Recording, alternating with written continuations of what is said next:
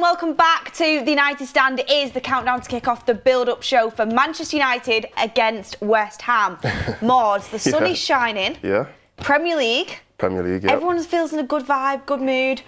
In reality, it is 15th against 17th in the league. It's not great, is it? It's not great. It's a six-pointer. You know what I mean? You don't want to lose these kind of games because we could actually drop below West Ham if we lose today. So in my opinion, look, these kind of games where you're playing teams that are close, like around you in the table, you always want to win. You never want to drop below them because it's a bit more. It's a bit of bragging rights as well. You know, bragging rights for being in 15th and not 17th. Yeah, like West Ham could do the double over as they see. That's another team to the list that could do the double over United, which I don't want. I don't want that. So I want to win this game today. 100%. No, 100% want to win. And you've heard Scholes, you've heard Keane saying it's not on that we are not disregarding the Premier League, but maybe not going full throttle in that competition. I mean, I completely disagree. For me personally, obviously, every single game Manchester United play, I want to win. Yeah. I'm going to Old Trafford today. I'm in the sunshine. I want to see United win. But at the end of the day, if we beat West Ham, if we beat Chelsea, if we beat Aston Villa, but we lose against Spurs in the final, I'm going to be annoyed. I'm going to be frustrated. Like today, if someone like a Bruno Fernandes, God forbid, got injured, I would be fuming.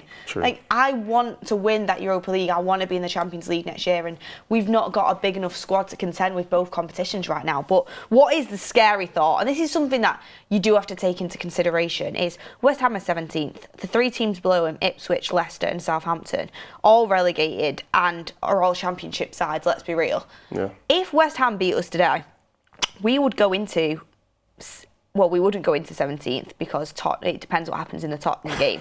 But we could potentially, by the end of this game week, be in 17th because we're on 39 points, Spurs are on 38, West Ham are on 37. So if they beat us, I mean, they would go ahead of us onto 40 points. Spurs would go down to 17th, depending on what happens on their game today.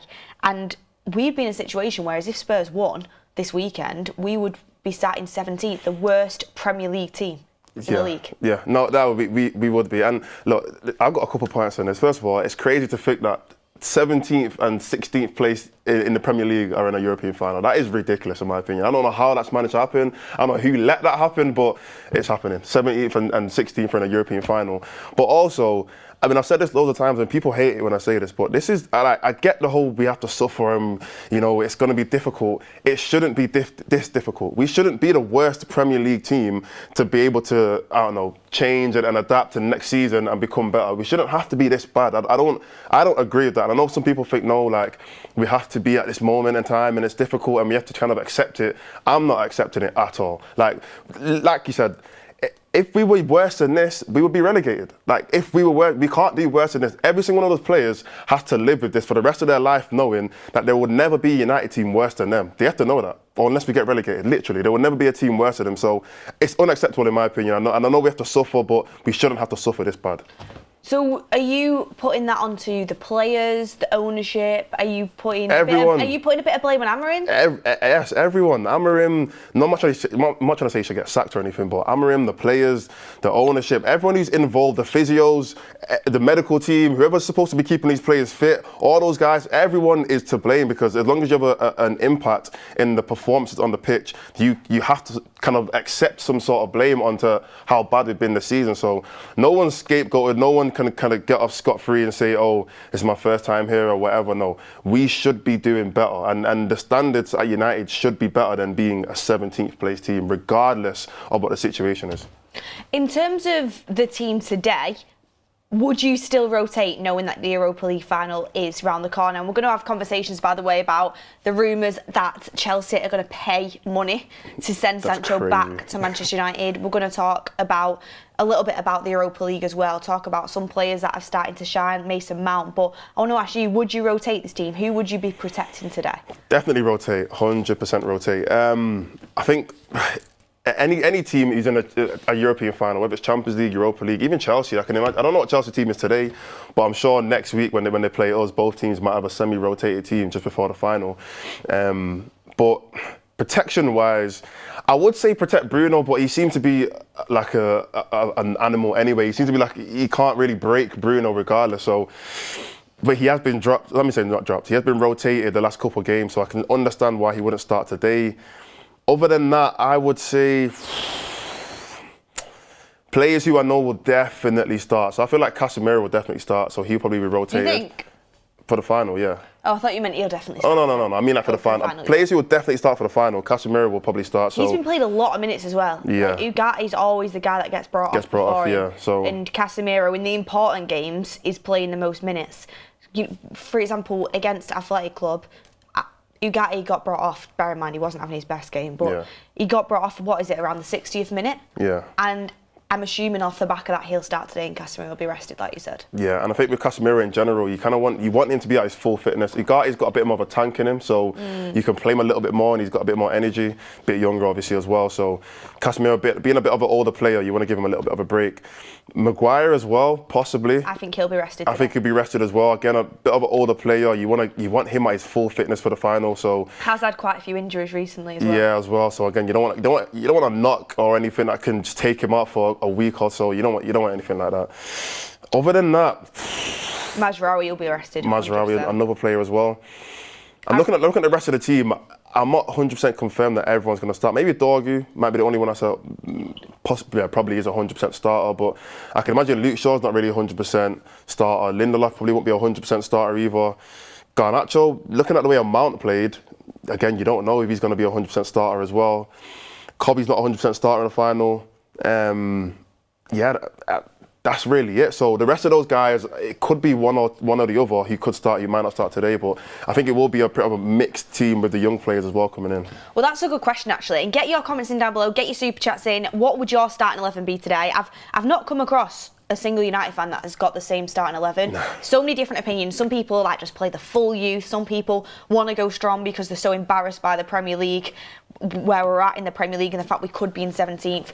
And some people want that mix. So get in the comments down below who you would like to see. I mean, me personally, I would like to see a few youngsters come in, but I also want to keep it a team that is capable of beating West Ham at Old Trafford. So I want to see a mix personally. Get your comments in down below. We'll go through our starting 11 in a second.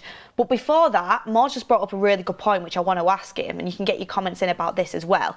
Thank you to James Cook, by the way, for the 10 United Stand memberships. Very lucky people who managed to get them, so thank you very much for that. Yeah. But Mordzs, you just said you don't know the 100% starters for the final. Yeah. So who would you say are 100% they will be in the starting 11 come the final of the Europa League in Bilbao? There are a few. Onana's one. I think he'll 100% start the final. Just because you don't really want to move your keeper too much. Anyway, in football, you don't want to do that regardless. But of late, he hasn't made that many mistakes. So I think Amorim is confident he's going to keep Onana as a starter. Obviously, Bruno Fernandes, not really much to say about that. He's definitely going to start the captain. The rest of them, obviously Hojlund, we have a striker, so he has to start again. I would say in the midfield, I feel like his strongest midfield has been Casemiro and Ugarte, so that is what I think will be the 100% starters. But you can't put 100%. You can never put 100% on it. He could say, I don't know, bring Bruno in and try and play Mount because of how well Mount played the last game, and put Mount in the 10 and maybe put Bruno in the midfield. He might end up doing that. So I would say, Casemiro and Ugarte, but again, that's not 100% in my opinion. Centre-backs, I don't know, I'll be honest. I'm not 100% sure. Maybe Mazraoui, but he might play Lindelof. You've seen him play that. He might start Luke Shaw. I know Ricky said a lot about him starting Luke Shaw, which he seems to always be right. Maguire is probably the most confident I am, but again, if the Ligt somehow comes back, we don't know if he might come into the starting 11, so it's up for debate. I think it is interesting. I think my 100% starters, and I could put a lot on these will be. I won't put my life on it, not quite, but I think 100% they will be in the starting lineup. Would be Onana, like you said. Yeah. I think Mazraoui will be. He's been so consistent this season. I mean, we don't have a right wing back anyway, unless he puts Ahmad there, but I doubt it. That's the only defender that I'll say is nailed on going to start. All the others are up for debate because, like you said, I'd edge my bets and say Maguire, but you just never know because of De Ligt. I'd say Casemiro, which is mad because everyone thought his United career was over, and now he's just done the renaissance and has been absolutely fantastic in Europe for a while now. Like, he's been so good. I mean, I put an apology video out for him literally. So I think he will start in the midfield. Bruno and Hojlund. Oh, and Ahmad. I think Ahmad will 100% start. Yeah. Surely. He hasn't started the game. If he's fit, which he seems like he will be. Yeah. All the rest, I think, will be up for debate. But there's people saying that they think Garnacho is a 100% starter. I don't know if he is. Because of that Mason Mount performance. That's what I was going to say. That Mason Mount performance kind of puts it up in the air because, when was the last time we've seen... he came off the bench even. It wasn't even a starting game. He came off the bench and was arguably man of the match, which is crazy to think. Not a lot of players can play 30 minutes and be better than the rest of the team who played probably 90 minutes. So I think Mason Mount he's put his name in the conversation for being a starter in the final. I think today and next week against Chelsea, if he continues to put in very, very good performances and he's making a huge impact, he's got a decision to make, and we know how much he likes Garnacho. He plays him a lot. He starts most games. He plays the majority of a lot of games as well. He doesn't really come off as a sub, most times. But if Mount can continue to make a name for himself in this team and have an impact, he might very well start in that final. Well, there is rumours. Honestly, it's not like a very credible account that's saying it, so I'm not going to say it's 100%. But there is rumours that Mount is starting today. Okay. So he's getting them minutes in his legs again. Yeah. I can't remember Mason Mount staying fit for this long of a period at United. Yeah, no. Do you think he's maybe finally announced himself as a United player? I mean, you've got to hope he stays fit, and Amorim, if he does start him today, is taking a risk with him so close to the final and knowing his injury record before. But after that performance off the bench, and he was off the bench, so he should about 30 minutes. Have minutes in him. Yeah. He could imagine the confidence if he builds on that today, and I think Amorim will be thinking that in the back of his mind, like building on. He scored against Brentford. He's then scored 2 brilliant goals against Athletic Club in a really important game. Yeah. Imagine if he scores again at Old Trafford today. Yeah, I mean, one thing I will say is, I loved Mark's performance last week. I thought it was amazing, and I gave him a lot of credit on the forum.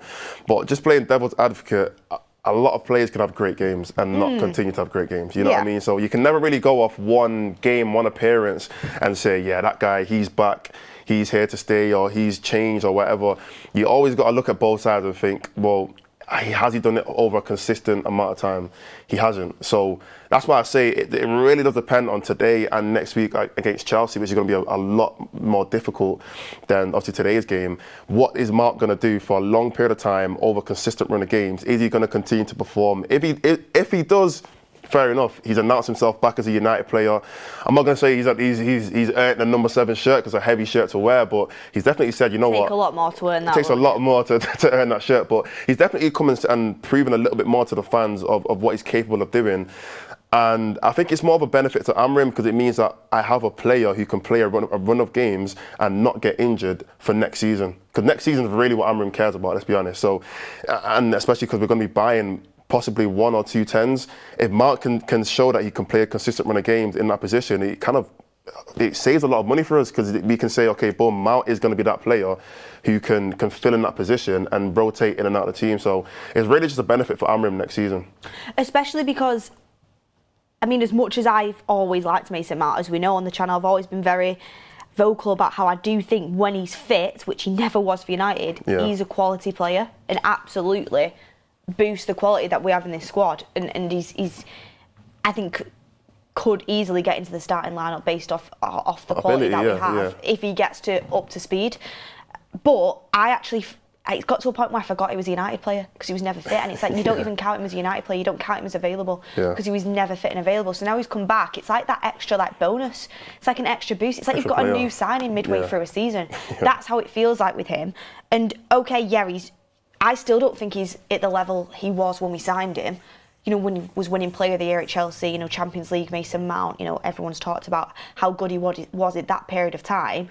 Unfortunately for him, he suffered massively with injuries, and like Ruben Amorim said, when you see a player that's willing to do what he does, like, you know, look after himself, the diet, the nutrition, the ice baths, the work he does behind the scenes, he wants him to do well. And everyone's seen that clip of when he scores that goal. No one's seen Amorim smile as much in his life at United. He was absolutely loving it. Yeah. He speaks so highly of him. So with Mount, that makes me happy because you've clearly got a quality player that also has the right behaviours, the right attitude, which is exactly what you want, the right mentality.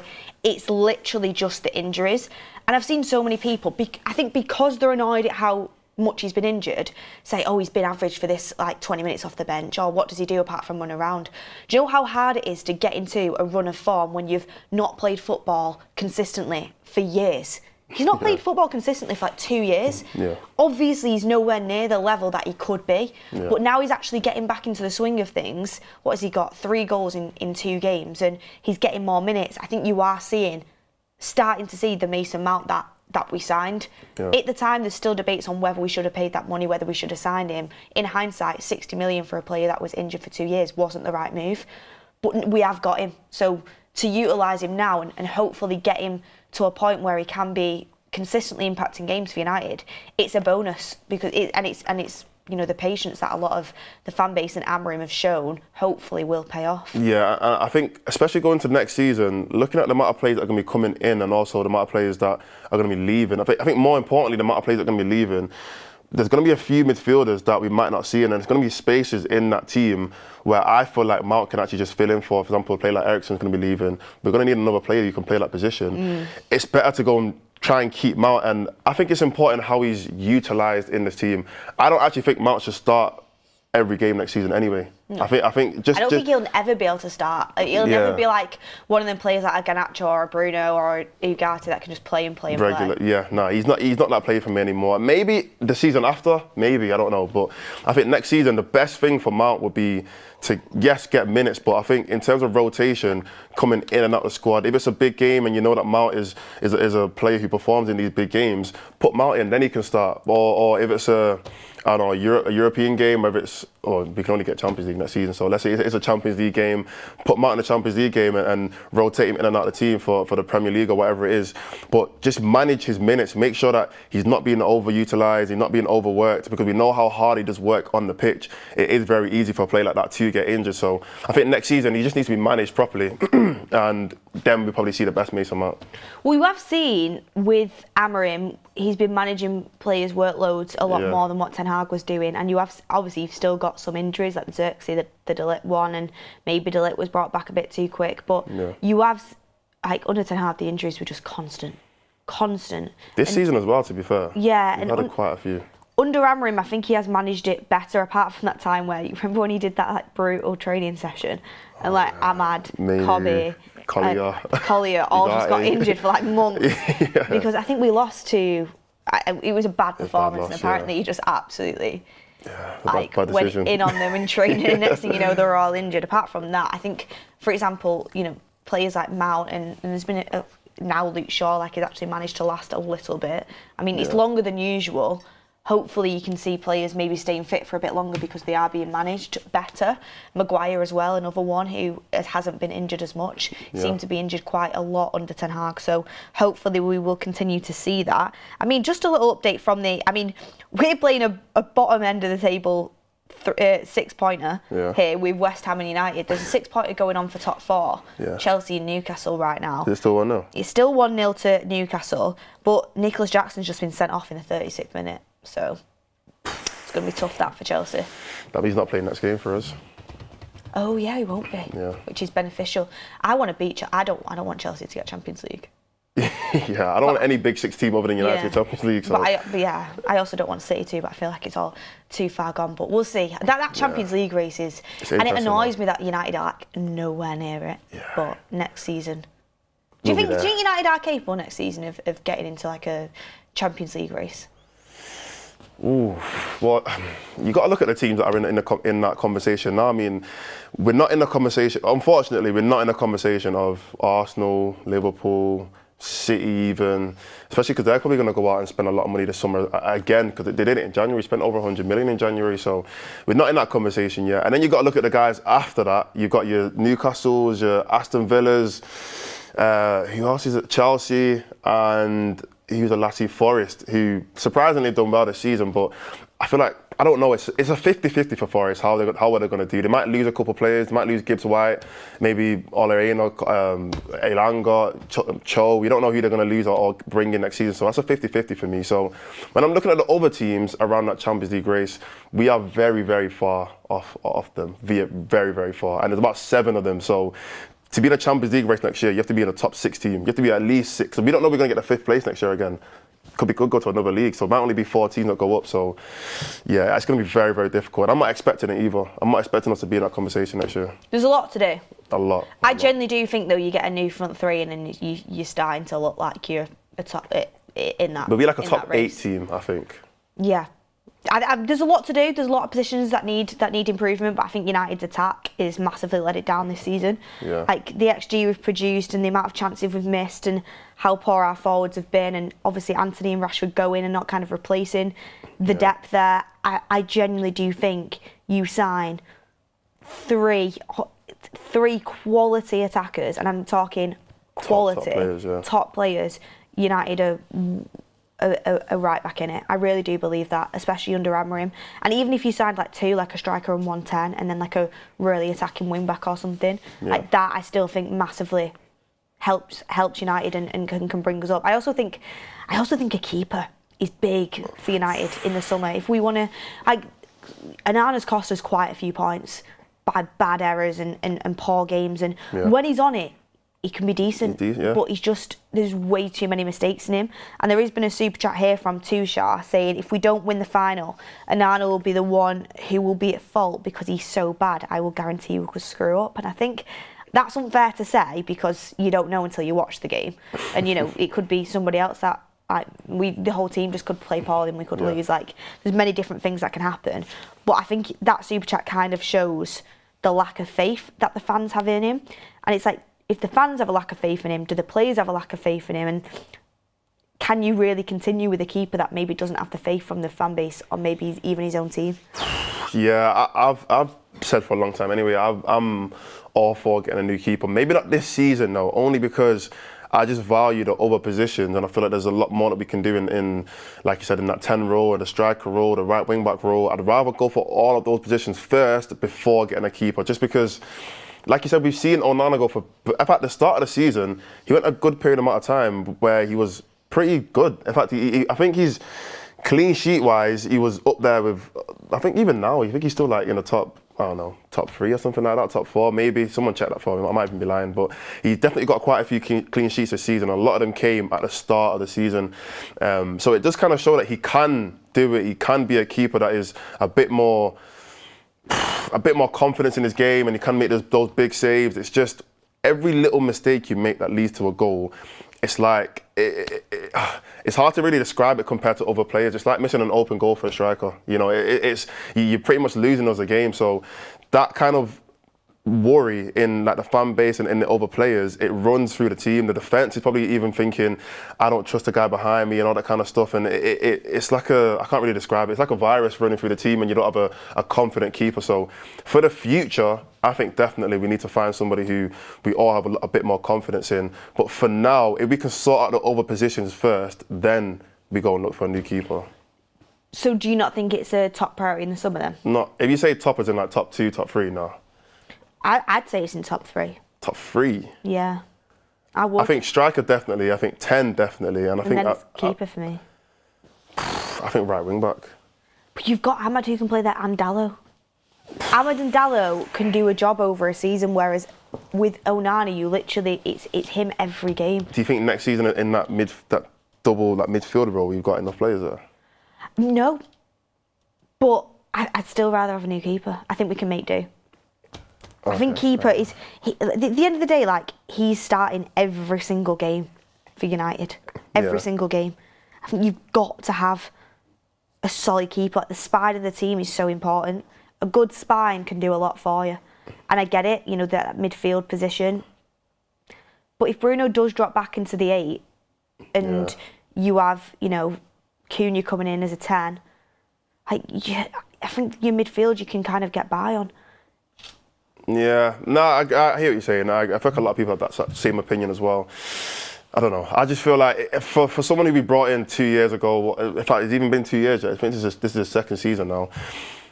I think Amorim's probably just going to, the way Amorim's kind of had a bit more confidence in him this season, and he's continued to play him, I feel like he'll keep him and look at other positions first before he looks at the keeper. So, yeah, I'm not sure. We'll see. I mean, I think this super chat is quite good. Jacob says, Onana isn't bad, he's just in a mismatched team. And I do think he was brought into a team that is just not suited to his attributes as a goalkeeper whatsoever. As in, like, the players around him are different. They keep changing. Well, yeah, but also I mean, obviously as a keeper, you have to be good at shot stopping. Yeah. But at United, I think he's just peppered with shots constantly, and that probably is his weaker area. Yeah, true. And then also, we brought him in as a ball-playing goalkeeper and just haven't utilised that whatsoever. If you look at Inter, like he was at Inter, and by the way, Inter selling Onana for 40 million and then getting Jan Sommer in for 5, what a piece of business that is. But if you look at Inter, like you just watch him in the Champions League. I watched him against Barca and I've watched him throughout the competition. Inzaghi's such a good manager, such a good coach. But the way they're set up, they are so disciplined.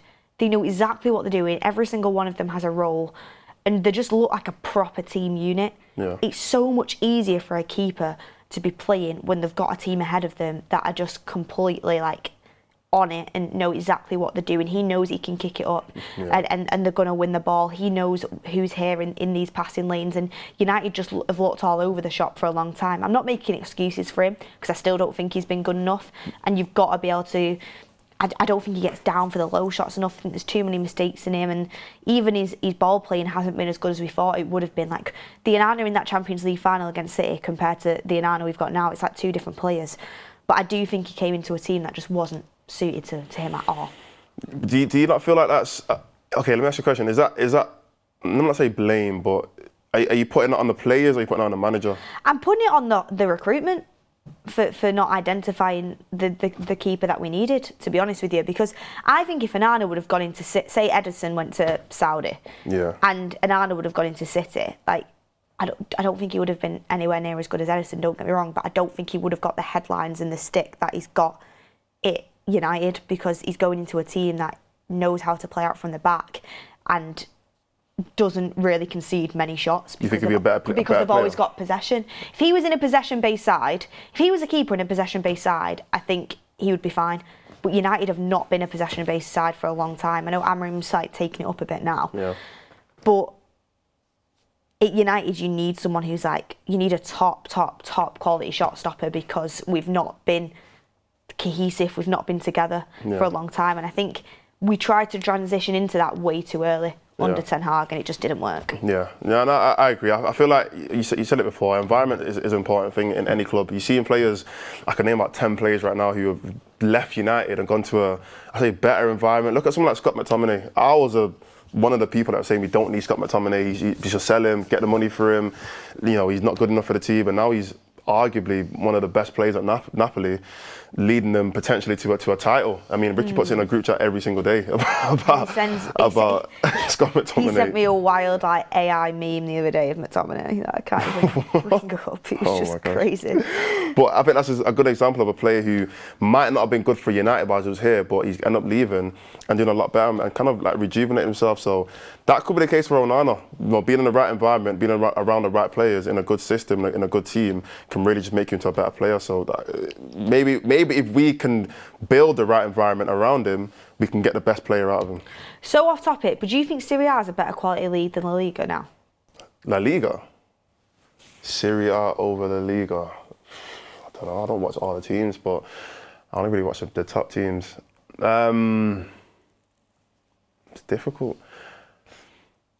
I mean, if I'm looking at the top teams, I would say I would still go with La Liga, just because of the Atletico, even like Bilbao have done really good this season, but they lost to us, you know what I mean? So it's kind of like 50-50 then. Do you know what I was thinking? Because I was thinking about this, because I've always said like after the Prem, I'd say La Liga's next. Yeah. But then I was thinking about it. Look at what Inter have done in the Champions League. You look at Napoli, you look at some of the teams they've got in that competition in Serie A, and then you look at what Inter did to Barca, and Barca are the best team. I still think Barca are better than Inter. Barca are the best team in La Liga, right, okay. It was a very close game. Yeah. But then, Athletic Club is supposed to have the best defence in La Liga. United scored 7 against them. And we have the worst attack one of the worst attacks in the Prem. And then Anthony, who couldn't do it at all in the Prem, is absolutely ripping it up for Betis. Like, ripping it up for Betis. But you say the same about McTominay? True. Yeah, but McTominay was more successful at United than what Anthony was, let's be honest. He's there for 9 years, though, yeah, fair enough. But I think you can say that for any. There's loads of players who leave the Prem and go on to do amazing things at other leagues, so it's really hard to even pinpoint. I don't know, Conor Gallagher was ripping it up. Actually, not ripping it up, but he was one of Chelsea's better players whilst he was here in that last season. Not a lot of Chelsea players that even want him to leave.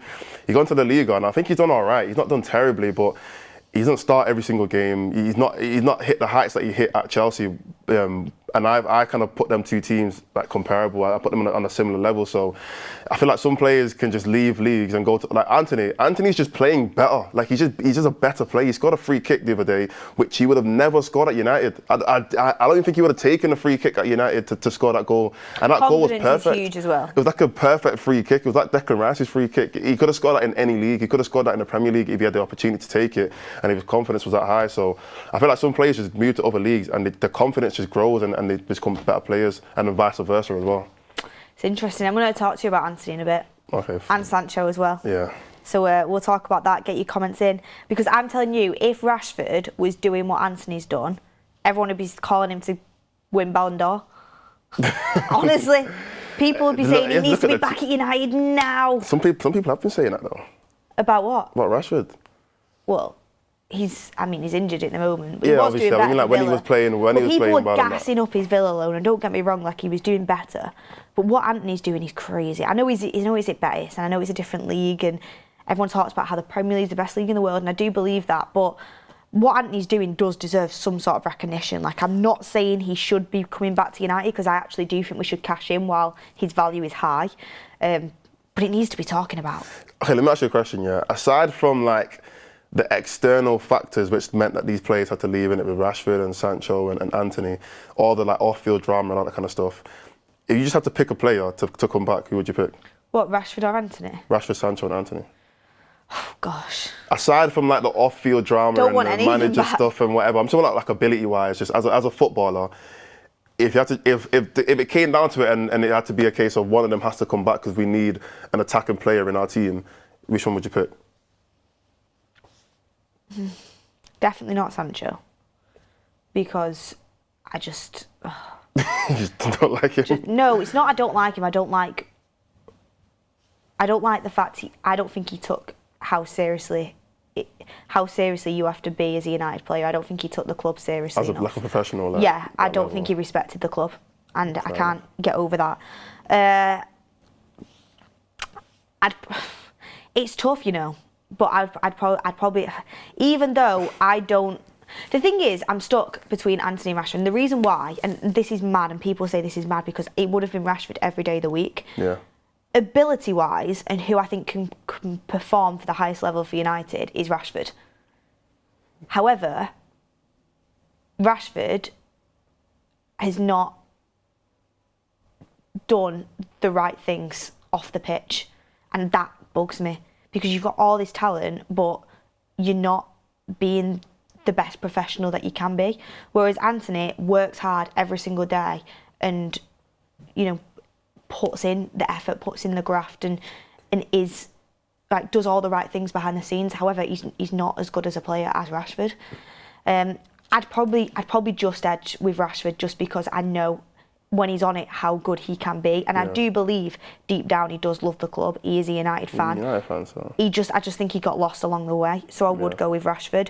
But like a year or two ago, it would have been immediately Rashford. Rashford was my favourite United player for a long time, like the way he came up through the academy, and you know we're both from Manchester. He's from Manchester. You always want to see them players do well, but I think he lost his way along the way, and it really frustrated me. Where like the path he went down, because he had so much ability and he could have been so much more. And it actually upsets me a little bit, because I think if United do go and win that Europa League trophy, I get that Rashford will get a medal off the back of it because he has contributed this season, but he could have been part of that if he would have just done the right things when Ahmad came in, and he didn't. And I think obviously he'd never come out in an interview and admit it, I don't think, but I do think he'll be sat there if United do lift that trophy thinking, why did I not do that? Do you know what I mean? Yeah. Like, all he had to do was get his head down and work hard. That's all he had to do, and Amrin would have given him an opportunity. Look at Casemiro, the way he's come back. Look at the way Maguire's come back. Look at the way Garnacho came back. Both Rashford and Garnacho were in the same place. They both got dropped for the derby. Both of them. Garnacho got his head down, he worked hard, he started the last 14 games in a row. Rashford couldn't handle it and he didn't do the right things. He disregarded Amorim a little bit, I think, and that relationship broke down. Fair play, you know, he's played in the Champions League this season for Villa. They've not gone on to get into the final, they've gone out of that competition, but I just think if he would have done the right things at United, he would have had a real opportunity, and he just hasn't, and I think that's on him. Yeah, I agree. But so you're taking Rashford then? Yeah, but honestly, I still wouldn't take him back now. Yeah. But hypothetically. If it was hypothetically, he'd have to seriously get his head down. Thing is with me, I was actually talking to someone the other day. We're going on a tangent about Rashford here, but I was talking to one of the journalists when I was in Bilbao, and he was saying, like, do you think Rashford should come back? Like, would you have him back? And I was saying, no, I think the relationship with Amorim's broken, etc., etc. And he said, well, what if he sat down, did an interview to the fans saying, I'm sorry, I didn't do the right things, I should have done this, I've realised that, you know, this is the biggest opportunity to play for United, and what I've got here, I want to be part of this project, I want to respect the manager, I want to work hard, like, if the manager will have me back and if you guys will, you know, have me back, I really want to work hard for the team under this project. Would the fan base accept that? Do you think they would? You're asking me, or are you answering it? I'm asking you. I think in terms of the relationship with the manager, that's one thing that none of us can really speak on because we don't know the relationship with the manager. So if he goes and speaks to Amorim and him and Amorim are okay, none of us can say they're not okay, if that makes sense. That's not really our business anyway. Like if they go and build, because any relationship that's broken can be fixed. It's not impossible that him and Amorim can't get along. The two grown men, you know what I mean? Like they can go and have a conversation and make up for whatever things happen behind the scenes. They can both have that conversation and come to terms with it and come to an agreement and build that relationship up again. So that side of it is between them two, innit? Now with the whole fan base thing, I don't know. I look at it from a very like sympathetic point of view, innit? I kind of feel like if he does come back and he does, like you said, say like, oh, I apologise for the way I acted off the pitch and, you know, the way how I kind of conducted myself with, you know, the interviews that he had and stuff like that, and not running and the effort and work rate. If he actually comes out and he has that kind of, what's the word, like he kind of lowers his ego a little bit, lowers his pride, and he admits to the things that he did wrong and whatnot at the club. I feel like just as a person, you kind of got to, I'm not saying forgive, but you kind of got to be like, okay, fair enough, because he's not like physically done anything to anyone, you know what I mean? Like he's not come out and he's not been rude to the fan base and said, oh, I hate United fans or whatever like that. He's just not put in the work to be a good enough Manchester United player. And as United fans, we only want to see players on the pitch that are putting in the work to be United players. But if he does come back and he said, look, this is what I want to do, and I spoke to the manager and the relationship's fixed, and Amorim comes out as well and says, I spoke to Rashford and we want to build together, we want to work together and rekindle this kind of relationship, and I want the fan base to be behind him, I'm all for whatever the manager's for. And if that's what happens and if that's what he said, I'll accept it and we're cool, we can start again and he can become a Man United player again. But one, I doubt that's going to happen. And two, look, I don't know. I think Rashford, like you said, the ability-wise, there's still not a lot of players that we have in the team that are better than him. I'll be so real. There's not a lot of players that we have that can even chat to him. So he definitely is good enough to play for the team. It's just that work rate, that effort, that off the field, putting in the work. And obviously we don't know exactly what he does off the field and stuff like that, but it didn't seem like he was putting in 100% effort. So if he can just prove himself and yeah, like I said, apologise and make the fan base actually appreciate him a lot more and back him, then why not? Why be fully against him and kind of continue to run him out of the club? If he wants to do that, then let him do it. Yeah, I get your points. I think he's run out of chances, to be honest. I think Amorim sussed him early doors, and I think he should have taken the new manager coming in seriously. Yeah. I don't think he will come back, do you? No. I think he'll go. No. And there's rumours about him going to Barcelona. Honestly, I wish him all the best and I hope he goes out there and smashes it. Don't see how he gets in over Yamal or Rafinha personally, but maybe he'll go up front. You know, he's been going up front for Emery at Aston Villa. Lewandowski though. Yeah, but he's not. I feel like Ferran Torres ain't been that great this season, so that could be like a second striker there if Ferran Torres ends up leaving. Yeah, and obviously there's always squad depth, there's always rotation, but yeah, wish him all the best. I just thought it was an interesting conversation to have, and I think that was actually a really good question from you. If it was you, if it was you, who would you have? I already know your answer, but for the same reason that you gave, I still pick Rashford. Yeah, literally. Just purely based on talent. Yeah, that's what I said. If it was everything apart from what's going off the pitch, based on ability and talent, it will still be Rashford. He's definitely still better than Sancho and Anthony. Even though Anthony has killed it, and he has, but we will bring that up in a bit when we talk about the fact that Sancho also looks like, according to reports, is coming back to Manchester United for $5 million. Crazy. So embarrassing for him personally. So I can't lie. But anyway, the team is out, so let's get the team in. So it is Bayındır in goal. We already knew that. Mazraoui, Yoro, Shaw, Ahmad, Ugarte, Bruno, Amas, Mount, Mainu, and Hojlund. So a very, very strong starting 11 for Manchester United still. So I'm just trying to work that out right now. So it'll be Bayındır in goal. It'll be a back three of Mazraoui, Yoro, and Shaw. It'll be wing backs of Amas left wing back and Ahmad right wing back. It will be a midfield two of Ugarte and Bruno, or Ugarte and Mainu, and then it'll be the 2 10s as either Mount and Bruno or Mount and Mainu, and then your striker Rasmus Hojlund up top. So strong team. I am surprised he's gone with Hojlund again up front and not I didn't realise. Just because I know Hojlund, to be fair, he's actually been doing a little bit better recently, but he's the only striker. If he gets injured, we are goosed for the final because Cheeto isn't even eligible to play. So I am surprised he's not given Obi that start, but Amas is in, and I think that's really good to see. The substitutes are Heaton, Dorgu, Fredrickson, Lindelof, Maguire, Casemiro, Eriksson, Garnacho, and Obi. So there is quite a strong bench there to look to as well. Yeah, I think he's probably looking at it thinking, one, we're at home, so you want to give the fans at least something to watch and appreciate. You never want to just bring out a random B team when you've got all these fans out there and they want to see a good game, so they want to see goals. So he probably put out a team that he feels like will be able to do a good job today. And also, I said it before, I feel like pride-wise, you still want to win these kind of games. Yeah. You don't want to just throw it away because we've got a game in 2 weeks that's really important. Pride-wise, as a footballer, as a manager, you want to do the best. You want to win every single game that you're playing. So he has to put out some level, and also a respect thing as well. I get it, it's West Ham, but you still got to respect them as opponents. You can't just put out every single young player because it's kind of a bit rude to kind of do that. So I think that's why he's gone with a pretty strong team. And I don't mind. I think the defence is actually interesting as well, looking at those three defenders, because all three of them are kind of right/left-sided centre-backs. I think, what is it, Yoro, Luke Shaw and Mazraoui that we said? Yes. Yeah, so I mean, I'm assuming Euro's in the centre. Yeah, he will be. Which is, I don't know if I've seen. Have you seen that yet? I don't think I've seen him play centrally. Yeah. But this is how much Amorim loves him. He's so good. True. We talk about Euro a bit.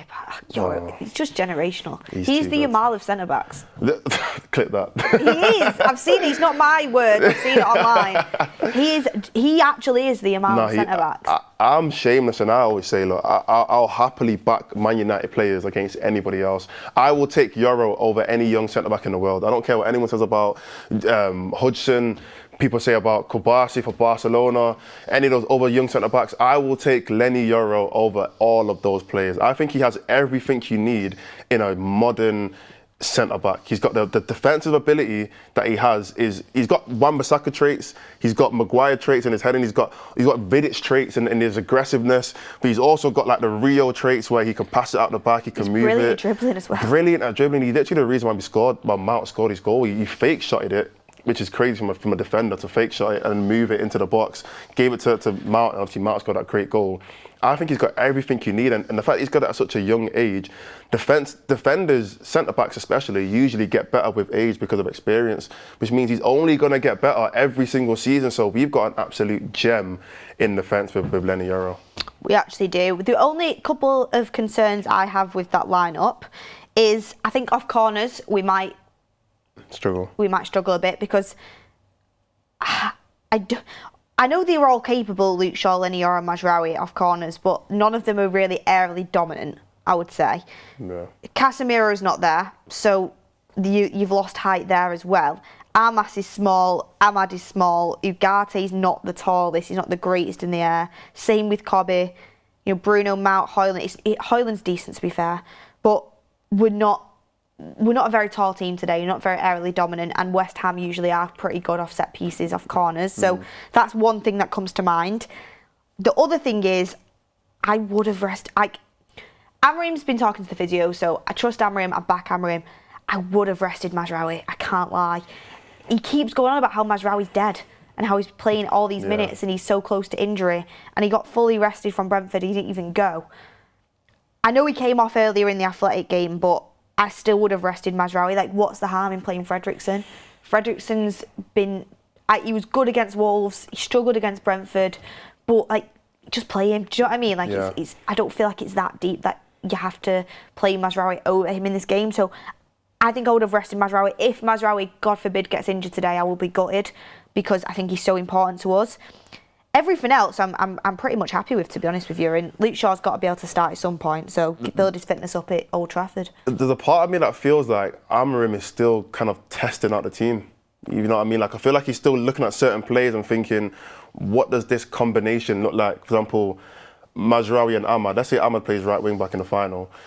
He might still be thinking, I need to get those two players on the pitch a bit more so then they can understand the games a little bit better, so then they can have a bit more chemistry. And there's certain roles in that team, like the two midfield options or the three centre-back options, or you know the left centre-back and the left wing-back options, or the right 10 and the right wing-back option. Like, he's still, all of these little partnerships and these triangles and these squares, they still need to be developed in a way. They still need to play a few more games together to get the right chemistry and that right partnership and to be stronger. So Amrin might still be thinking, you know what, I'm going to start Ahmad at right wing back and I'm going to start Mazraoui at right centre back in the final. I just want to see what it looks like. And this is probably an easy game to see what it looks like. And he might not play them both for the full game, might take them both off 50 minutes, 60 minutes, maybe in half time. But I just want to see what both those players look like together. So that might be a factor as to why he's starting today. Yeah, I think that's a really good point by you, Mordzs, in the sense of that could be the right-hand side combination for the final, and he just wants a little bit more of a look at it. That's something. But I just did think he was close to injury, so it is worrying. But, potentially. But we will see about that. Also, Hojlund starting and not Cheeto. What do you think about that? Do you think it's trying to build Hojlund's confidence, maybe another goal? This whole building Hojlund's confidence thing has been going on for too long. I'll be honest, like, I don't even want to say anything negative. I can't even be bothered saying anything negative today, but I just don't get it. I don't see how much more confidence he's going to get today starting than if he was going to start next week against Chelsea, or if he was going to come off the bench as a sub. I mean, yes, he scored the other day, and it was a tap-in, so it wasn't really anything like his confidence didn't really do anything in that goal to kind of get him that goal. So I feel like, in my opinion, I would have rather started Chido, because he is a young player who you genuinely need to build up that confidence, because he might not get that many opportunities next season to start. He might only have these last few games in the Premier League to get a start for United. Next season, we might go and bring in another striker, which means Hojlund's now the second striker. So Chido kind of drops to the third place, or he goes out on loan. So to get these young players some game time at Old Trafford, it's important, because they might not get that again for another year. So I would have rather just played Chido and seen what he can do and let him progress, rather than banking on the fact that Hojlund might get a bit of confidence today and it'll help him in the final in 2 weeks. It doesn't really make sense. Yeah, I get that. I would have liked to see Cheeto start as well, personally. Mainly just because I think he's looked promising, but also because he's not eligible for the Europa League final, and if Hojlund does get injured, he is our only striker. Yeah. I want Hojlund fit, and he works, you know the term. It's not past 9 o'clock yet, but he works so hard every single game, Hojlund. So he's constantly exerting himself. So I would like him sharp and fit for that final. But then again, if he manages to get a goal today, what that can do for his confidence is massive. Maybe he doesn't think Cheeto is quite ready after what he's seen against Brentford. I don't know. We're not in Amorim's head. Yeah. It'll be nice to see. It'll be interesting to see what Amorim says before the game, based on the team as well. Yeah. Stuart Benson, welcome to United Stand Members Club. Get your comments in, get your thoughts in the team, get some super chats in. We'll read them out, we have Anders Stanson saying, give Ahmad a run out in the 10 with Mount, stick Obbie up top, Cobby and Ugarte midfield and play some kids, Lindelof, Shaw in defence, rest Onana. I think I've done that one actually. Rahul says, we got mugged off with the keeper situation. Roughly 44 million euros for Onana and Inter got Sommer for 7 million. Game Riot says, just seen the West Ham lineup, horrific. Enjoy the 3 points, United. I'll read that out in a second. Keel Robinson says, we have scored 11 goals in 5. Jacob says, Rashi all day. Anthony had off-field issues too. Lauren says, a good lineup. Our best players cannot not play for almost 2 weeks just for match sharpness. Anil Seshar says, we just need to replace Bruno with a ball-secure player and the team will come good in time. Team looks worse than it actually is due to Bruno. That's Ricky. Yep. We know you're on the burner there. Come on, switch to your real account. Sean Carrating says, Beth wanted Onana. You wanted to get rid of a shot stopper. That tells me, right, honestly, I can't even. Stuart Benson says, welcome to United Stand Members Club. I was going to read the West Ham lineup out. Let me get that up. So the West Ham lineup, your guy, Wan-Bissaka, back at Old Trafford. Yep. You've got wing back in the league. You've got Irola, Soufal, Tadibo, Kilman, Cresswell, Wan-Bissaka, Rodriguez, Ward-Prowse, Souček, Bowen and Kudus. I don't think that's an awful team. It's not, but I think West Ham Souček said it wasn't. And look at their bench as well. They've got Paqueta, they've got Fulkrug, they've got Alvarez, Emerson, Ferguson. Like it's not a bad team at all. Yeah. It's not a bad. We've team lost the at worst all. teams. Yeah, 100%. It's gonna be a big game. I mean, Mordzs, I've got a couple of questions I want to bring to you, and when I ask Mordzs these questions, get your answers in the chat as well. Also, smash a like on the video if you've not already. A sunny match day at Old Trafford. Yep. Battle of the mid. We love it. It's hard to even say mid. I know. Not even mid-table. Battle of the bottom, to be honest. Battle of the bottom. Get your comments in. But Mordzs, where would you like to see Mainu start today? Would you like to see him in the 10? With Bruno next to Ugarte, would you like to see him next to Ugarte in the pivot? Ooh. Okay, I think there's benefits to both of them. I think with Bruno, we've seen him play a lot recently in that 10 role because Casemiro and Ugarte play so well in that midfield. So I would say for that reason, Bruno might very well be better off playing in that 10 again because that's where he's been playing recently. So it'll be good to see Mainu drop back into that 6 role because even to be fair, earlier on this season, it was Mainu and Ugarte in that double pivot for a long period of time before Mainu got injured and then Ugarte had a little bit of an injury as well. So that was our 2 midfielders and it was working for a little bit. So it's not like it's impossible for it to work. And in terms of like even being able to control the play of the game and play the simple passes and great first touch and being press resistant and all that kind of stuff. Mainu can do that brilliantly. So it's not like he's incapable of doing it. So for that reason, I wouldn't mind seeing Bruno on the 10 and then also Mainu in the double pivot. But then on the flip side, the other benefits of putting him in the overall is Mainu in and around that box is so dangerous. Like he's so quick on his feet, he's so good at shifting his body and he's got a great finish on him. He can finish it from anywhere in and around that box. So having Mainu there is a huge benefit. But at the same time, you've got Mount, who is more of an out-and-out 10. And you when you've got 2 10s, you want to have one who's kind of a bit more of a winger. I'm not saying Mount is a winger, but he's more of a winger anyway than Mainu is. And you want to have one who's more of a midfielder who can drop in deep and kind of keep the midfield a bit more compact and pretty much plays a 4-3-3 almost. So saying all that, I feel like I'm rambling anyway, but saying all that, I would rather see Bruno in the 10 and then Mainu drop deeper just because we've seen Bruno play there a lot more and there's no point changing him now. Let's just see Bruno continue to play there up until the final. So you're on the fence? I'm on the fence. But I'm going to say Bruno on the 10 and then Mainu in the 6. Yeah, I mean, speaking of Kobbie Mainu, Mordzs, do you think Mount's now ahead of him in the pecking order? For Amorim? For Amorim, yeah, definitely. Not to say that Kobbie Mainu's not good enough, I just think that Amorim just loves him a lot more, and that game kind of not secured it, but it made Amorim's decision right. Amorim obviously picked to put him on the pitch over Kobbie in that position. It was at 60th minute. He chose Mount and he chose to keep Kobbie on the bench, and it worked out for him. It paid off. So when the decision pays off, you're going to continue to make the decision. So I think Amorim's definitely going to pick Mount over Kobbie Mainu. If the opportunity came, let's say in the final, they both weren't starting, he's going to look at Mount and say, you know what, I trust you a little bit more. But in my opinion, I still think Kobbie Mainu is a better player, I'll be honest. I think he's still better than Mount, so I'd rather pick Kobe. But that's just because I'm a fanboy in it, so. What is interesting is you've got Mount starting today and he's just had a couple of good games. Garnacho's resting. I think he deserves a rest. He's played so many minutes and you want to keep him fresh, you want to keep him sharp. Also might give Garnacho a little bit of something to think about because obviously he didn't have his best game against Athletic Club. Mount came on, changed the game and was excellent. If Mount has another good game today, some real competition there heading into the final.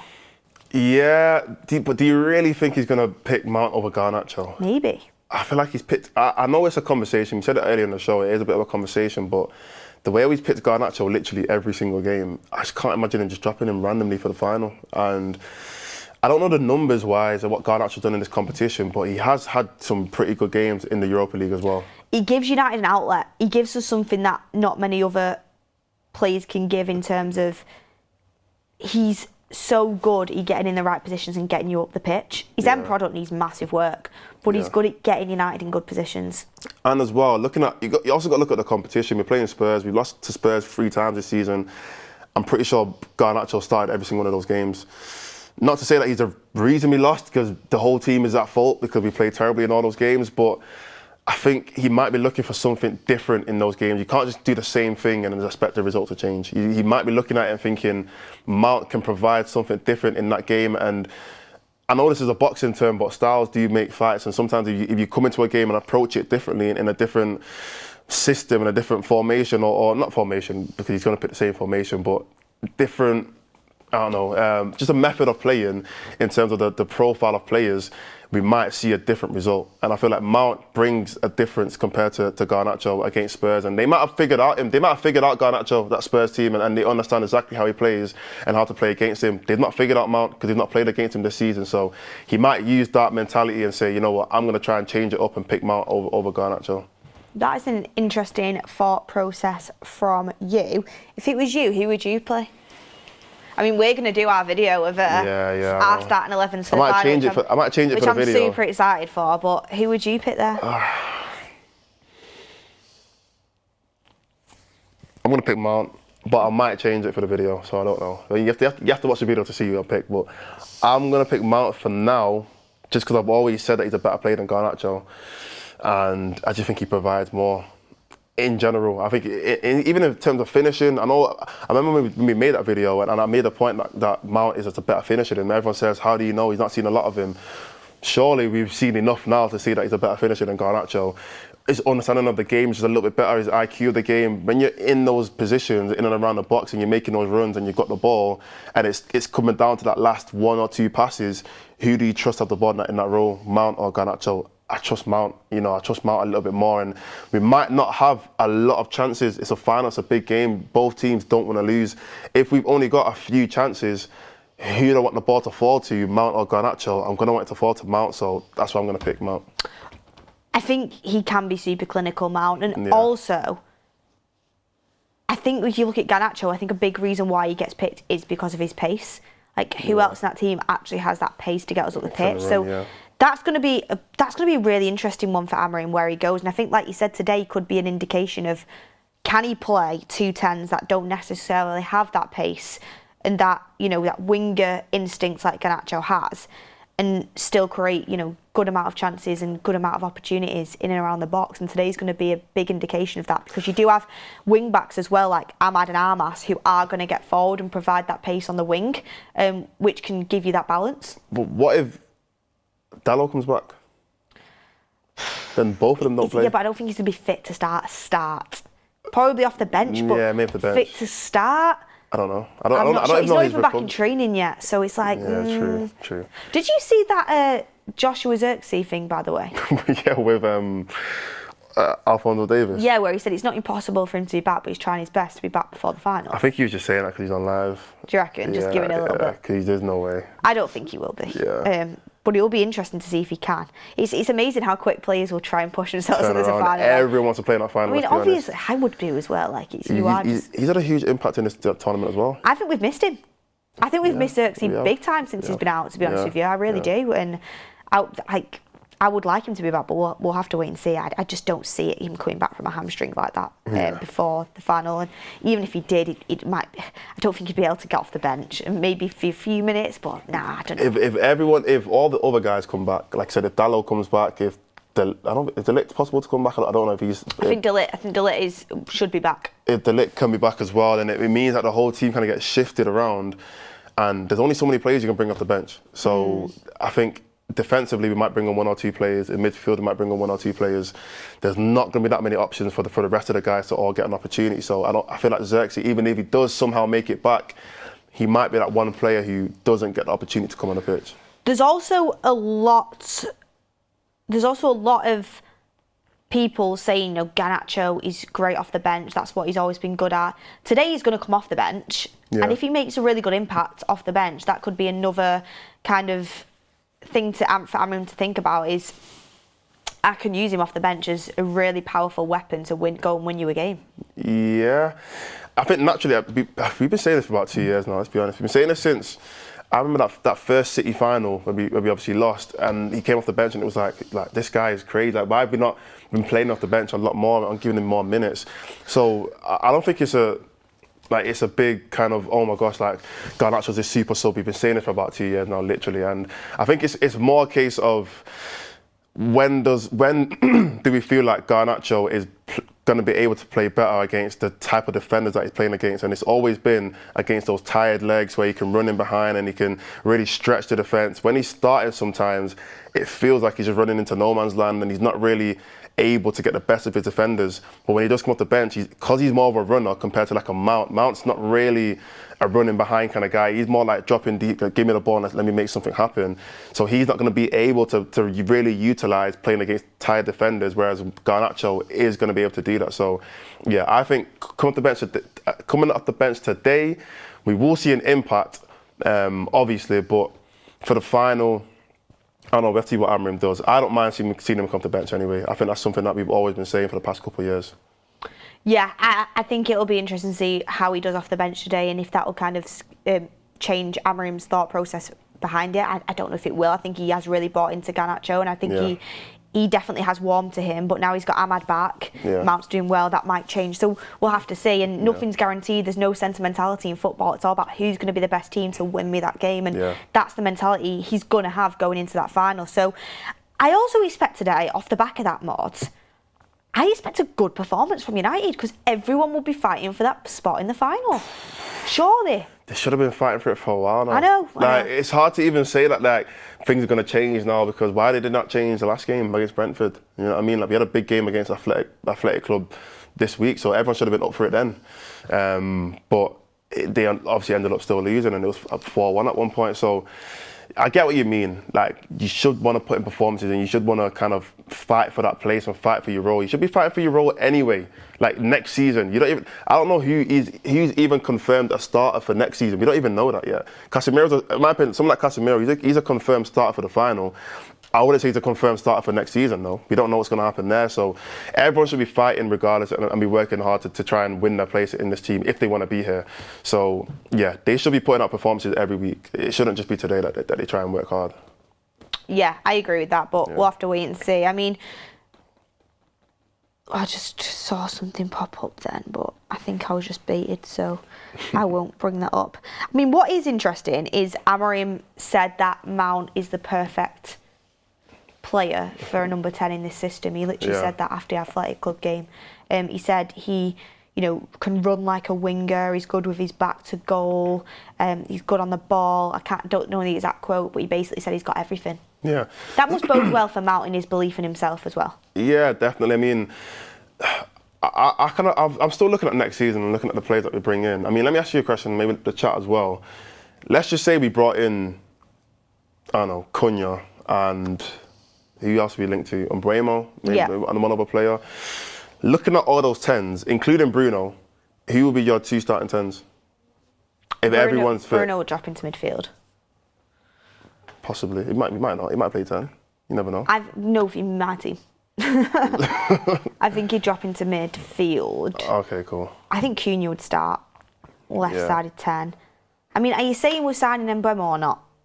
Because if it's Cunha and Mbeumo, I think they both start. both out over everyone that we've got? Yeah. Okay, cool. But if we're not signing both, then it's a big Let's just say we're debate. signing one. Okay, Yeah. so say if we sign Cunha. Yeah. I think Cunha and... I don't know, it's tough. Because, you know, there's a lot of players that can play there for United. It's tough. I'd have to have I don't think I can say it on the spot. I'd have to have a long, hard think about it. I'd have to have this is a question we should do a forum on this going into the summer. Yeah. And we should actually thoroughly think out our answers. Yeah. And come to a conclusion. Because I don't want to say something off the bat and not... No, exactly. And not be 100% on it. I mean, get in the comments down below what you'd have. I think, I agree, Cunha. If we do sign Cunha, he has to be a starter. Yeah. 100%. Especially signing a £60 million player, you want them to start anyway. But you are right. The other ones could go to literally anyone. And obviously, like you said, Bruno. Let's say he does drop in deeper, and it is Bruno and Ugarte, because I think Ugarte is going to start a lot next season. Then you've got Mount, you've got Kobe, you've got Garnacho, you've got Ahmad, who very well could start there as well. And then we might even bring in somebody else. So that's quite a few options in that role, to be fair. One thing I would say though, thing is you can't really, I'm not even going to say it because it's pointless. You can't rely on Mount. I was going to say, if we do sign Cunha, Mount is like a left-sided 10, isn't he?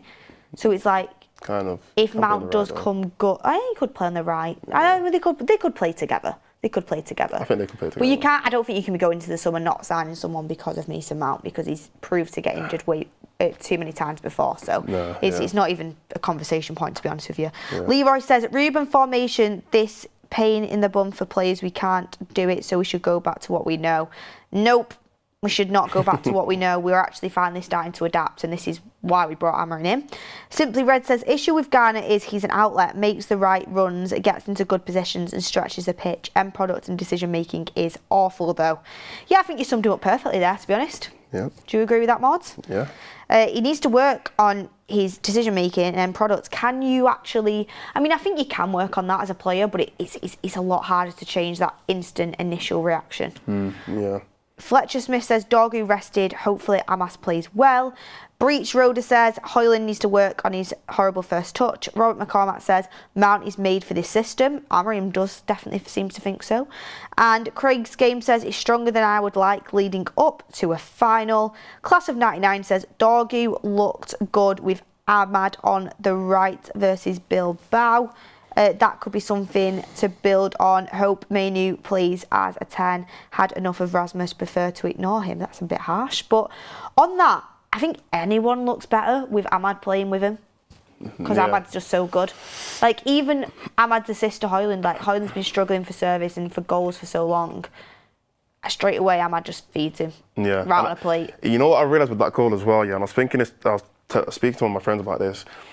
That goal kind of proves to you how smart Ahmad is in that position, because a lot of players would have just went and crossed it first time, because that's what just this natural thing to do is when Dorgu plays that pass and he's on the overlap, they would have just went first time and tried to cross it into Hojlund and tried to get him a goal, but Ahmad waited until like literally the last second, or last split second where the ball was about to roll out, and then he passed it. I can't remember whose legs it went through. It went through someone's legs, and it was literally on the plate for Hojlund, where Hojlund couldn't miss, literally couldn't miss. As in, I don't think Hojlund knew the ball hit him and he went into the net.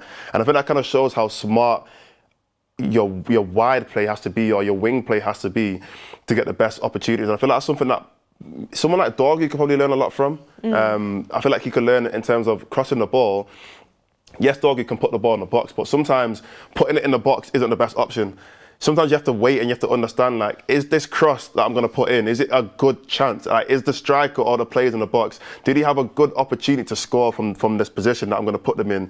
If not, then don't put it in the box. You know what I mean? Don't put the ball in the box just for the sake of it. Wait until you get a good opportunity. Wait until you can actually see the pass and it's a good pass. Then go and put it in the box. Because I feel like a lot of, like say for example, Dorgu or even Garnacho as well. Yeah. A lot of their crosses just go to anyone. They get blocked by the first man, or they go all the way over, and it's like, well, you're just crossing it for the sake of crossing it. What's the point? Wait until the perfect time. Wait until you know that this is going to be a good opportunity, and then put it in the box, and then you probably get a goal from it.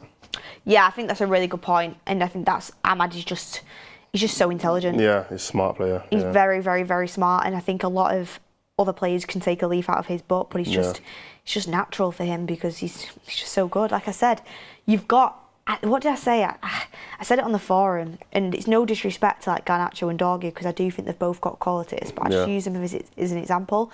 They're both good young players with some really good attributes that are capable of playing for United, but just have a lot to work on, to improve on, to get to the level we need. Whereas Ahmad and Yoro, 22 and 19, and they're just, for me, like generational. The levels are different. Do you know what I mean? That's why it's hard to even use a young argument, because we always say young. We say it for Hojlund as well. If you're good enough, you're old enough. Exactly. Like look at our bunch of young players that we have. We've got. We've kind of put them in two categories. You've got like your Garnachos, who everyone says he's young, so he's going to get better. Hojlund, everyone says he's young, he's going to get better. Dorgu, everyone says he's young, he's going to get better. Who else is there? Maybe let's just say them three. And then you've got like you said in it, your Ahmad, still 22, young, but he's already there. Yoro, young, but he's still very much already there. Kobe Mainu, one of the youngest ones, but he's still already there. Like there's a big difference, and it's like, well, you can't keep using a young argument when they're all the same age. Like they're all literally in the same age category of this like under 22, under 21 range. So Aiden Heaven, another player who's like 18, I know he's been injured for a while, but he's young, but and I'm not saying he's already there, but he's shown a great signs of what he can do.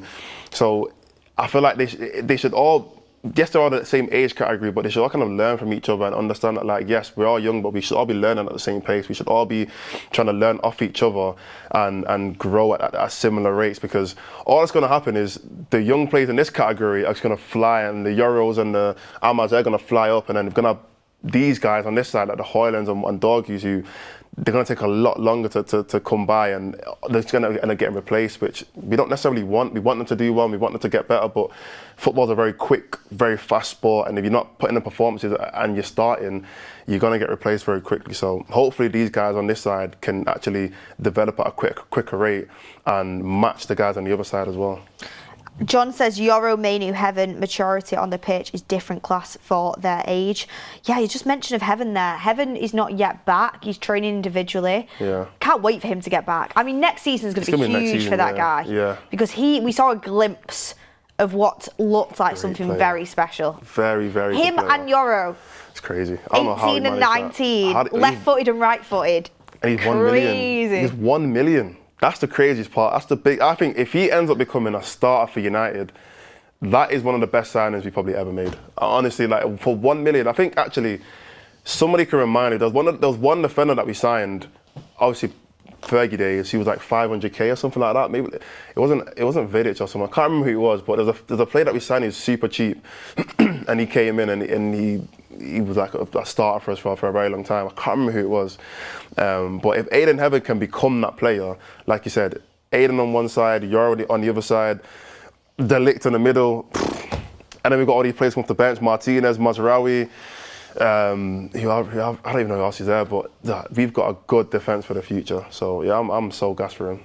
By the way, for the last 15 minutes, if anyone has any questions to get in for me and Mords regarding the final United-based summer transfer window, get them in the chat. We'll do a little bit of a Q&A while we move on to the last segment of the show.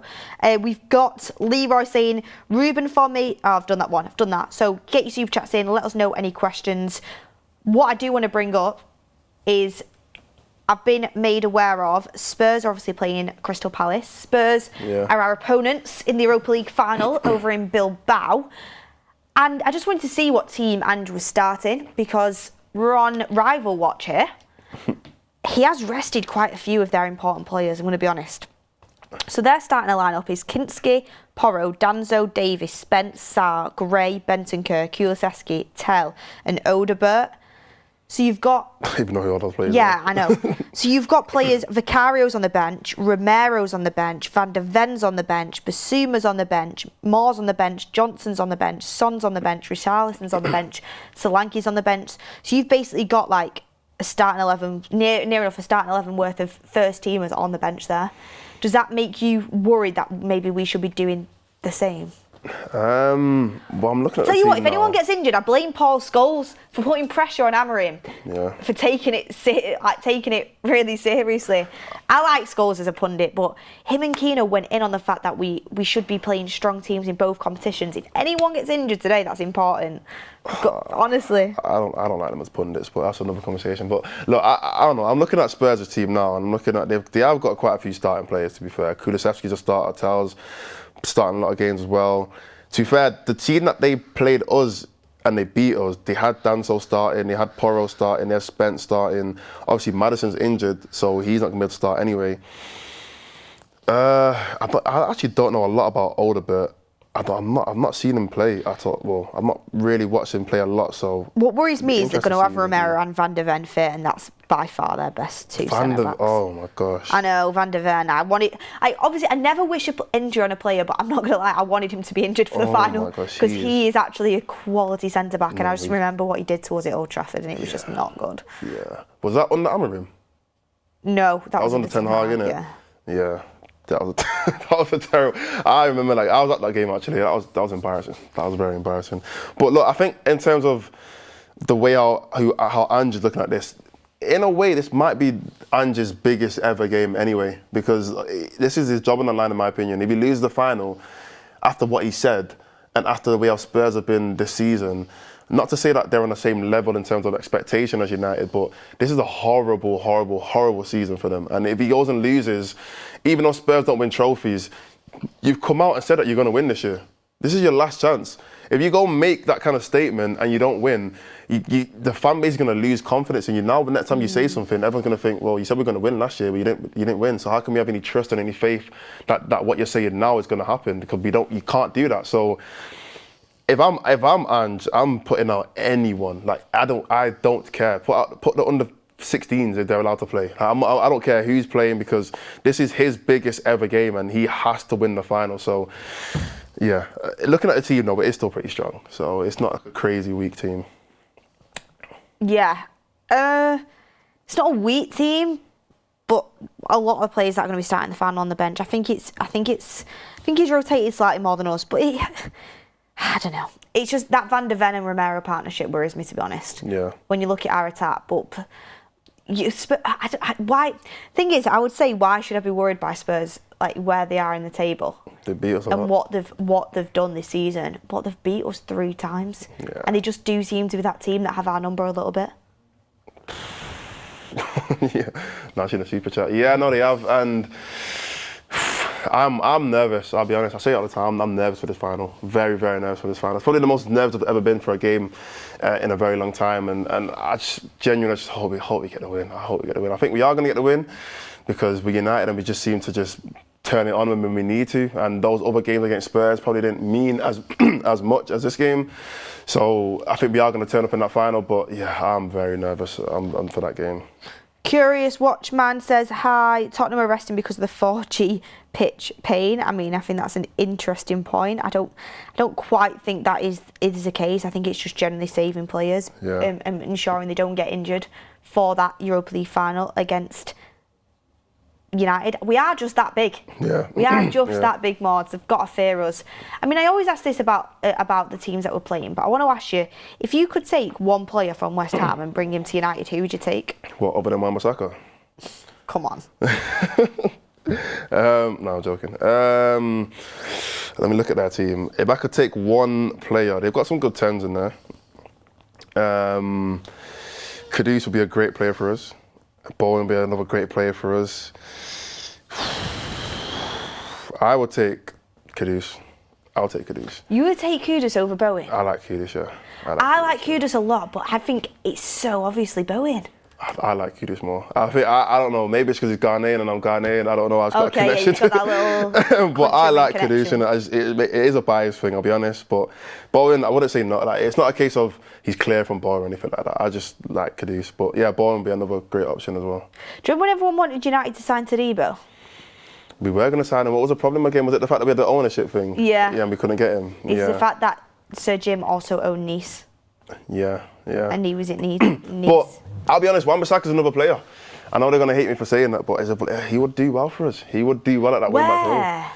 As a wing back? Right wing back. he has been better than, obviously not Ahmad, but the rest of them, he's been better than all of them. He's better than Dorgu. 100% he's better than Dorgu. If you think Dorgu's better than Wan-Bissaka, you're lying. Nah, I don't. So I'm not saying he'd be good enough to take us to like a Premier League title or a Champions League, but if you're saying just based on improvements, he would improve our wing-back position over than Ahmad. Can you agree it was the right thing to let him go? Yeah. Because the money it was, but he's still better than the guys that we have. I think we got 15 mil for him, and then we paid 12 for Mazraoui. Like, who is better, Mazraoui or Wan-Bissaka? Mazraoui, 100%. Exactly. So we upgraded. But Mazraoui don't play right wing. No, I don't think Mazraoui is a better right wing back than Wan-Bissaka though. Oh, come on. Did you see Mazraoui when he was playing right wing back at the start of the season? I would have Mazraoui there, personally. Oh, no. Right centre back, yeah, 100%. I just think Mazraoui's a better footballer. He is. I like Wan-Bissaka and I wish him well, and he's done well for West Ham this season, considering they are in, 17th? Yeah, both teams have been terrible. But I think one of the highlights for their team has been Wan-Bissaka. Ask West Ham fan who has been one of your better players this season, and they will say Wan-Bissaka's been one of our better players. Yeah, he has. But would you take him over Dorgu? No, I wouldn't swap him now. Not swap him. I don't mean like realistically. I mean like right now. I think Wan-Bissaka's a better player than Dorgu, but I think for the future, Dorgu's a better investment for us. Yeah, that's not the point. I'm not saying should we sign Wan-Bissaka. I don't want him back. I'm not saying that. I'm just saying as a footballer in that position, from what you've seen this season, who has played better as a wing back? Wan-Bissaka's played better as a wing back than all of our wing backs, including Dalot. Not of all of them. Not Ahmad, but the rest of them he has. He has. He's played better than. He has played better as a wing back. I'd rather have Dalot and Mazraoui at wing back than him. Oh my gosh. I would. Dalot as a wing back as a right wing back. I think he's a better footballer. Both. Yeah, but that's not the point. That's not the point. We have great players in our team. Doesn't mean that they're better in certain positions. I still, from what I've seen from Wan-Bissaka this season, as a wing back, he has played better than all of our wing backs, except from Ahmad. Is Anthony played better than Rashford this season? For Betis, yeah. Yeah, exactly. Exactly, but that doesn't mean he's a better player than him. I've never said Anthony's better than Rashford. No, but I'm saying like Wan-Bissaka has played well at West Ham, hasn't he? Yeah. But I still wouldn't take him over a Dalot or Mazraoui. I'm saying it would be an improvement, though. I'm not saying I want him back. I'm saying it'd be an improvement. Would Anthony be an improvement on Rashford? Would Anthony be an improvement on Garnacho? Right now, based off what he's done this season, Anthony's stats are way better than what they've. Based on what Anthony's done for Betis compared to like, Garnacho's not even played terribly for United in terms of like numbers and stuff like that. So that's more of an even contribution. But I think if you look at what Dalot's done and Dorgu's done this season as wing backs, and you look at what Wan-Bissaka's done, Wan-Bissaka's played better than both of them. I don't even know this is even a conversation. I'll be so honest. The chat agrees. The chat's. I genuinely don't see how this is a conversation. Wan-Bissaka's been one of West Ham's better players this season. And like I said, I'm not saying I'd sign Wan-Bissaka back. I'm not saying that. And I'm not saying we should swap him for Dalot or he's there for the future. I'm just looking at it from a genuine, this season, who has been a better wing back, it's been Wan-Bissaka. I don't even see that's a big like, I don't get that's a big thing to say. I genuinely don't get it. Okay. We'll leave it there. I don't think it's a crazy statement, but get in the comments what you think, because I want to ask you another question before we wrap up, because in a few minutes Mark will be doing the watch along. Okay, We've got to get our score predictions in. First of all, Chelsea apparently are going to send Sancho back, pay the 5 million to send him back. Yeah. Thoughts on that, and do you think he has a future under Amorim, or do you think he just goes straight back out the door? Nah, straight back out the door. I don't want to deal with anything else. I can't. One of my biggest problems with United this season and last season is off-field drama.